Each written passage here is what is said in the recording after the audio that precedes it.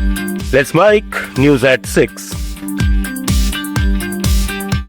भारतीय शेयर बाजार में लगातार दूसरे दिन तेज गिरावट दर्ज की गई। गुरुवार को बीएसई सेंसेक्स 852 अंक टूटकर 77,664 पर और निफ्टी 205 अंक गिरकर 24,173 के स्तर पर बंद हुआ।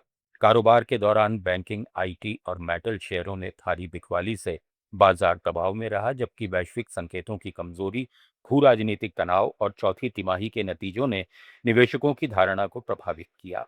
गिरावट के बीच कुछ शेयरों में सीमित बढ़त भी देखी गई, लेकिन कुल मिलाकर बाजार का रुख नकारात्मक रहा। मिड कैप और स्मॉल कैप इंडेक्स अपेक्षाकृत स्थिर बने रहे। इधर झवेरी बाजार में आज सोने और चांदी की कीमतों में गिरावट दर्ज की गई।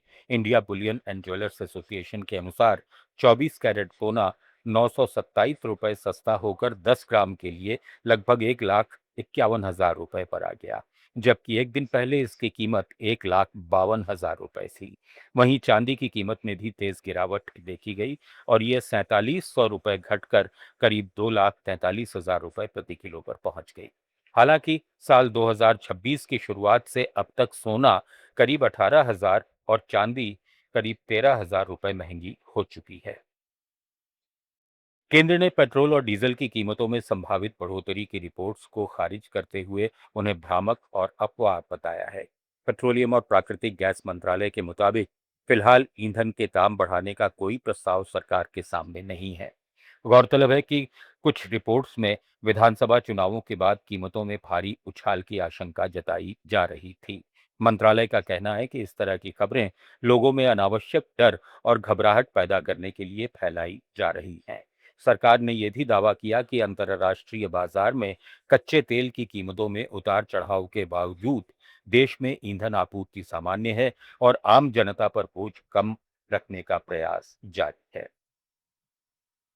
देश के मशहूर भुजिया ब्रांड बीकाजी की snacks company Bikaji foods international के चेयरमैन और मैनेजिंग डायरेक्टर शिवरतन अग्रवाल का आज सुबह निधन हो गया। 74 साल के अग्रवाल चेन्नई में अपनी पत्नी के इलाज के सिलसिले में परिवार के साथ ठहरे हुए थे, जहां अचानक तबीयत बिगड़ने के बाद उन्हें एक निजी अस्पताल ले जाया गया, लेकिन डॉक्टर उन्हें बचा नहीं सके। साल 1993 में छोटे स्तर पर शुरू किया गया उनका कारोबार आज एक बड़े फूड ब्रांड के रूप में स्थापित हो चुका है, जिसने भुजिया और अन्य स्नैक्स को देश और विदेश में पहचान दिलाई। पूर्वोत्तर क्षेत्र में बुनियादी ढांचे और आर्थिक विकास को गति देने के लिए नॉर्थ ईस्टर्न काउंसिल ने वित्त वर्ष 2025-26 में करीब 1,500 करोड़ रुपए खर्च किए हैं। इससे सड़क कनेक्टिविटी और क्षेत्रीय परियोजनाओं को बढ़ावा मिला है। अधिकारियों के अनुसार ये निवेश उन परियोजनाओं पर केंद्रित रहा है जो दूर दराज इलाकों को बाजार और परिवहन नेटवर्क से जोड़ती हैं, जिससे व्यापार, लॉजिस्टिक्स और क्षेत्रीय अर्थव्यवस्था को सीधा लाभ मिलने की उम्मीद है। परिषद का कहना है कि इस खर्च के जरिए पूर्वोत्तर राज्यों में बुनियादी ढांचे की कमी दूर करने, कनेक्टिविटी सुधारने और दीर्घकाल में आर्थिक गतिविधियों को तेज करने पर जोर दिया जा रहा है। कई परियोजनाएं अभी भी निर्माण और विस्तार के चरण में हैं, जिनसे आने वाले समय में निवेश और विकास की गति और बढ़ने की संभावना जताई जा रही है। कोविड के बाद कर्नाटक में पर्यटन क्षेत्र में तेज उछाल दर्ज हुआ है। कुल पर्यटकों की संख्या 4 गुना बढ़कर 2025 तक 30 करोड़ के पार पहुंच गई है। 2021 में करीब 7 करोड़ 83 लाख विजिटर्स दर्ज हुए थे। वहीं अब यह आंकड़ा 22 करोड़ पार कर चुका है, जिसमें घरेलू पर्यटकों की हिस्सेदारी सबसे बड़ी रही।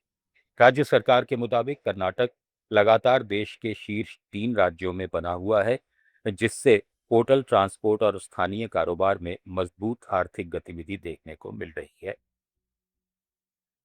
त्रिपुरा में अंडों के आयात पर निर्भरता कम करने के लिए सरकार ने बतख पालन को बढ़ावा देने की नई पहल की है, जिसमें विशेष रूप से महिला स्वयं सहायता समूहों को जोड़ा जा रहा है, ताकि स्थानीय स्तर पर उत्पादन बढ़ाया जा सके और ग्रामीण आय के नए स्रोत तैयार हों।